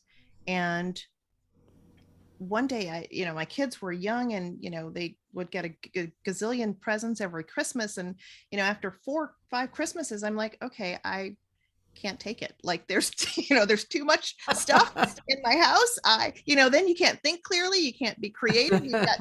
I'm like, I can't take another toy. They would get the toys, and they would love the toys for about 6 days, and then they forget all about the toys, and then next year it's Christmas again, right? So we had all of that going on. And I remember saying one day, oh my gosh, I wish I could just take everything out of my house and only bring back in what I need, right? Because that would just simplify things for me. And I didn't just say it, I meant it, and I felt it. And literally 2 hours later, I kept saying, I'm smelling something. I don't know if my husband left the iron on, or if I'm walking around the house and I'm like, something's plugged in. I'm smelling something. Finally, after like 15, 17 minutes, it dawned on me, you know what, maybe I'm like, girls, let's go out of the house. I pulled the truck out of the garage and I got in the car and I called 911 and I said, I'm not sure if this is an emergency or not, but I think I'm smelling something. And they said, okay, if you think it might be, don't go back into the house. We'll be there. And they sent the fire truck. And as soon as the fire truck opened my front door, they said, I remember the guy saying, we've got an electrical fire. That was 2 hours after I said, I wish I could just move everything out of my house.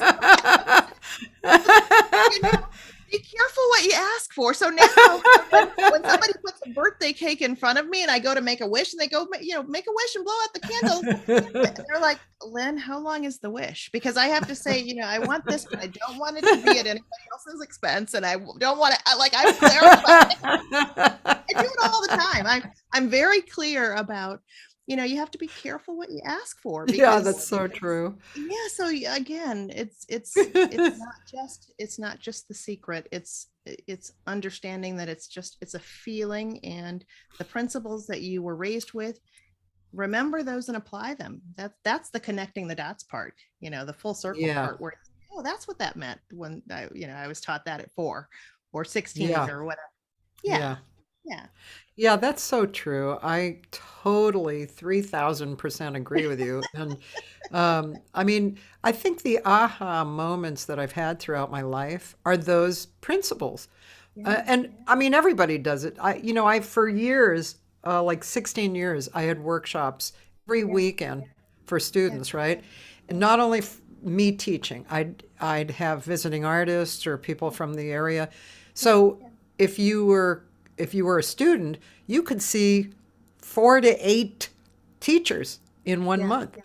And what I found fascinating was, even though the teachers were all saying the same thing in the end, how they got to it was different because of their own personal aha moments, right? What they had gone through and what they had realized. For me, like one of my early realizations was, if I can any problem at all, if I can confront it and take personal responsibility for it, I'm That's golden. it. What else is there? Yeah. And so I did that for years, and that's why, you know, I've had a pretty good perspective for years, because I take everything as a lesson. It's a personal lesson, and it's my responsibility. And if something goes wrong, I consider that it's in my universe, and, you know, I have somehow presented that to learn from, you know. So I'm gonna use that same principle. And just transfer it into another situation. You know, I learned in college, when you're communicating with somebody and they don't understand, the problem's not with them. The problem's because you can't get the message to them in the way that they can receive it, right? So we're talking about the same Absolutely. principle, right? Yep. Same principle. Yeah. I wish everybody knew that, what you just said.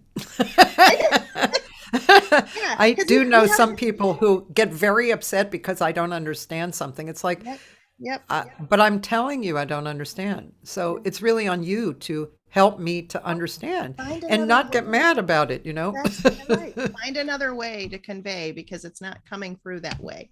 And again, that applies to how people learn. Are they auditory? Are they visual or kinesthetic? How are they learning? And so, you know, if you're putting it out there in a way that it's like me, again, I can play the piano by ear. I cannot read music. You know, so give me some sheet music. Nothing's going to happen, you know? That's interesting. Are you a teacher as well? I am not, but I You, have been you should told, teach. I You'd have been probably be a told, I great have been told teacher. that. Yeah, I in my corporate world, I had teams of account executives, and Ah, they would say, you have such a good way of getting me to understand, or teaching me how, or helping me get to, it's just, we all bring different, different talents and strengths and weaknesses to a yeah. situation. But thank you. That's one thing I find fascinating about teaching. Yeah, Um, you know, it's basically empathy, isn't it? it Like, is so, so if it- I'm teaching you how to yes, sing, yes, yeah, I have my own yeah, principles and my own methods and stuff, which I can tell you about. But if I don't understand your point of view, yeah, then you're not probably going to learn it. that's So exactly that's right. my job, is to get behind and inside your head to see how I can explain it so you can Yeah. absorb it. Yeah, you're absolutely right. It's empathy. And again, for me, because my twin sister passed away a couple of years ago. Oh, I'm sorry. She no, thank you. But she had Down syndrome, and she was born with two Oh, holes in her heart. And they didn't oh expect her to wow. live past 13, and here she lived to, 50, 52.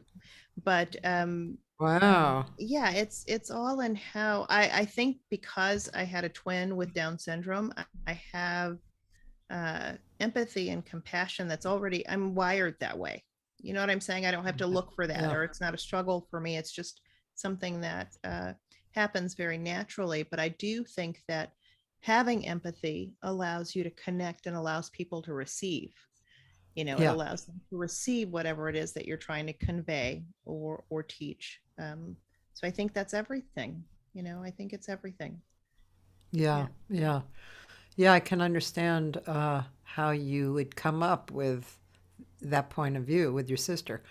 Mm. Yeah, yeah, that's so interesting. That makes me think of so many different things, which I won't go into right now, but sometime we'll have a talk about it. Yeah. But Yeah. it's a very, well, like my sister's, this picture, of course, is them young, but I have this other Adorable. picture. Yeah, I have another picture I've hung in my hall, and they must have been about 19 or 20. My uncle was a photographer, and he took these pictures of them. They were kind of sideways, both of them, like one was here and one was here. And Yeah.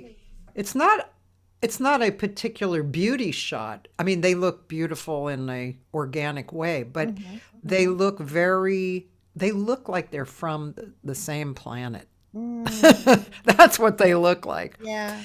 So Yeah. I'm always like, oh, wow, that there's, especially with twins, I feel like you guys, basically came from the same place. And, Yeah. You share you know, you share something. You yeah. automatically, because my sister was uh, Downs, because she had Down syndrome, she had a speech impediment. And so Uh, when she spoke, especially when we were babies or really young, when she spoke, you know, they would say, Lisa, what are you saying? What are you saying? And she'd say it over and she'd and I'd say, she's saying she wants Burger King, what why don't you guys understand what she's saying? I could hear oh, her so wow. clearly. I could hear her clearly, but my mom Wow. would even say, Lynn, what is Lisa saying? But I would Wow. always know, either based on what she was saying or based on what I felt that she was feeling, you know. And I remember Wow. there was a time when I was at the office. This was maybe 15 years ago.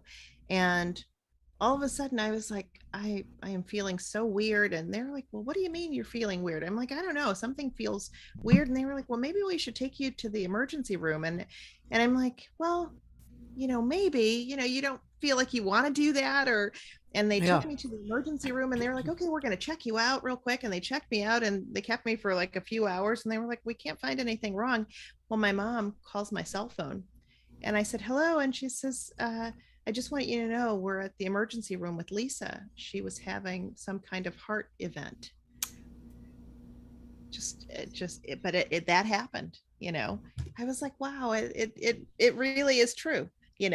Nothing was Yeah. wrong with me. Couldn't find anything wrong. but she was Oh going yeah, through something. absolutely. I saw stuff like that with my sisters. Yeah. Yeah, Oh right. yeah, always. Yeah, yeah. Lots of stuff like that. Yeah, my sisters both passed. So, Oh, and they were no, like 4 or 5 years older than me. Yeah, and I didn't know that. I'm so sorry. yeah, yeah, they were. I mean, they're my sisters. Siblings are, nothing like siblings. So, but yeah, the twin thing is really a beautiful and interesting thing. Yeah, Yeah. yeah. Um, we're actually coming to the end.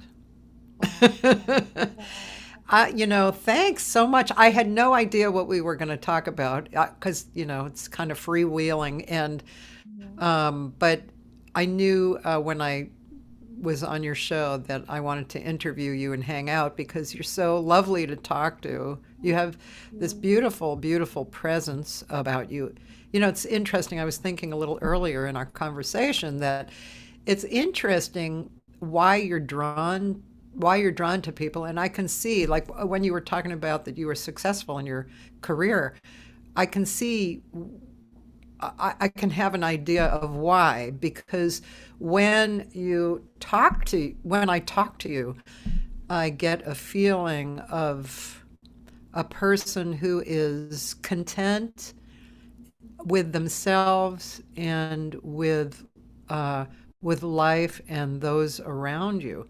And that is an attractive quality, even if it's just a feeling that you can't put into words. So that's what I think.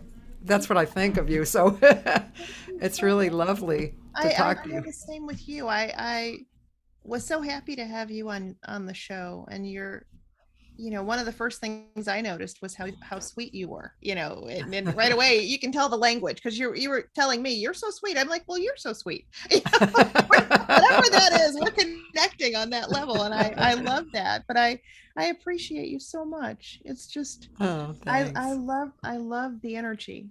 I love the energy. So we have to Yeah, we have to keep up with each other continue. and Absolutely. say And something. I want a book of your music, so get that together. I'm gonna write that on my life list, and next to it, I'm gonna say because Cathy Segal-Garcia told me to. Okay. Add that onto That's one of those good. pieces of paper. Thank you, That, Cathy. you know what? That statement, to make a book of my songs has been on my life list for a long time, for several years. Sometimes it just takes that. And you haven't done it? Nope. I mean, I actually did make somewhat of a book, and I think I can't remember if I put it onto my site, but I would like to make a little better book. But I mean, you're always writing music, but that's okay. I mean, how many songs have you written? Probably a lot, right? Well, I think the last time I counted, it was like 180 something, but it might be just over 200 now. So not a lot compared to, some songwriters have written I 1,000. think that's a lot. I think that's a lot. I've written about 65 or 70 maybe. Yeah, well, I've written some. I'm counting the ones that I wrote early in life that I never put music to or didn't have anybody put music to. So they're lyrics versus poetry for sure, because I formatted them as such, with verses and chorus and bridge and all that. But so I'm including those in the number, Yeah. but I mean, some of these songwriters have written 5, 6, 7, 800 songs, 1,000 songs, some are Yeah. really, really Prolific. Yeah, yeah. Yeah, Well, that shouldn't stop us. that's right. Maybe We're we gonna can have our have that as a thing with each other. Like, have you done any work towards the book? Kathy, let's do that. Yeah, because Okay. I've had people tell me that in previous years, but I've not heard it in a few years. So you're the first to say it, you know, as of late. So let's do that with each other. Okay. So we can hold each other accountable. Okay, good. Thank you so much for being on. And I I'm just going to say who's on in the rest of this week and stuff. You can stay on if you'd like, or you can say goodbye. I just want to say thank you for having me here. And I'm still amazed at how many shows have you done? How many? You are number 409. Okay, but let's let everybody know that that's 409 in 2 years. Yes. This is not 20 years. This is 2 years. I'm number 409. That's amazing. Thank you for naming me 409. Maybe that's what I'll call the book.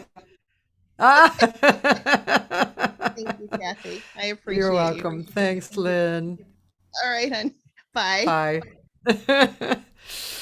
Oh, my beautiful guest for today, Lynn Colbert-Jones, composer. She has a Facebook site called Composers Cafe, and I think every Friday night they have something, so you can check that out. Tomorrow, I'm going to have my old friend Vinx on, who I was supposed to have on a week or two ago, and we got kind of disconnected because he lives in France. So it was one of those, duh things, But anyway, Vinx is an amazing artist. He's a singer. He's a composer. He does improvisation. He is a producer. I've known him, well, I knew him about 21 years ago, something like that. And he was in LA, and a lot of famous people know him and admire him. He's really an interesting guy. That's tomorrow's guest. And then Wednesday, Canadian pianist and life coach, Paul Toby. And I'm looking forward to speaking with him. And then Thursday through Sunday, I have my archive. So you can always, any day, you can tune in to Facebook and see. The YouTube only reflects the live interviews Mondays, usually Monday through Wednesday. So the archives, Thursday is Peter Eldridge from oh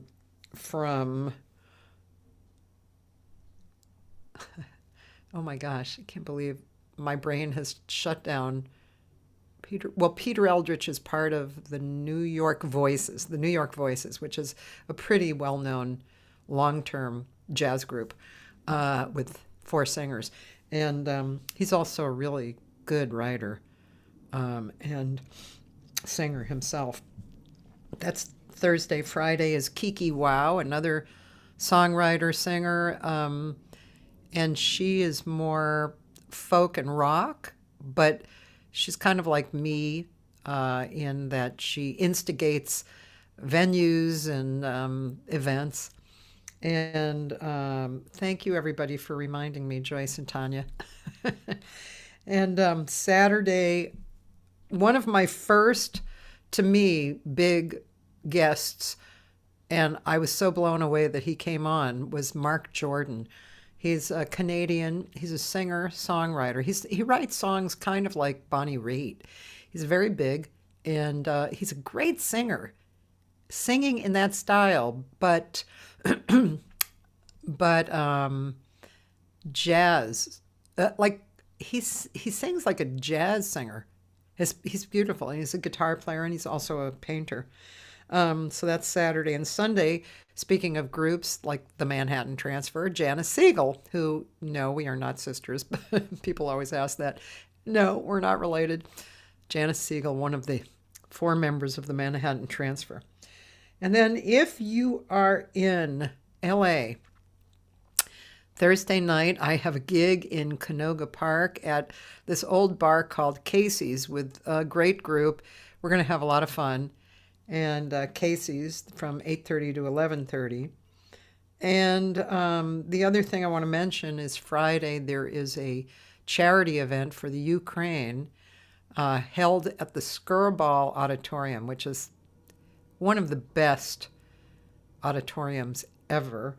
And there's a Polish piano player whose name I cannot pronounce, a guitarist, Pasquale Grazzo, who's like super incredible, and Samara Joy, who's a 22-year-old singing jazz wonder.